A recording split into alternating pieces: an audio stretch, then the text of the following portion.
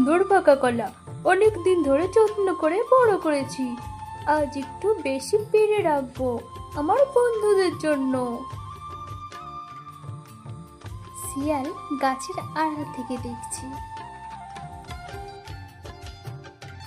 এই কলাগুলো যদি আমার হতো, আমি তো কিচ্ছু করিনি, তবুও যে আমার ভীষণ খেতে মন চায়। কিন্তু ঝুলু বাঁদর কি আমায় দেবে ওদের কলা? শিয়াল ছিল ভীষণ চতুর, কিন্তু সে ছিল অলস আর হিংসুটে। পরের জিনিস দেখলেই তার বড্ড লোভ বেড়ে যেত।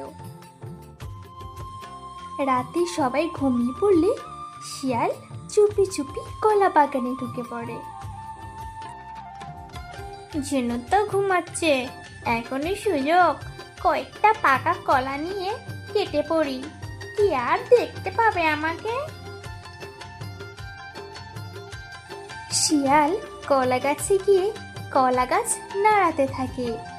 অমনি একটা কলা তার মাথায় পড়ে, আর নিচে পড়ে থাকা একটা দড়ির ফাঁদে ফিকলুর পা আটকে যায়। আরে আরে আরে, বাঁচাও! আমি তো শুধু একটু কলা খেতে চেয়েছিলাম, কিন্তু আমি যে ফাঁদেই আটকে পড়লাম। কে আছো? বাঁচাও! সকালে ঝুলু বাঁদর এসে দেখি শিয়াল ফাঁদে আটকে আছে। ঝুনু তো অবাক হয়ে যায়। ফিকলু, তুমি এখানে কি করছো?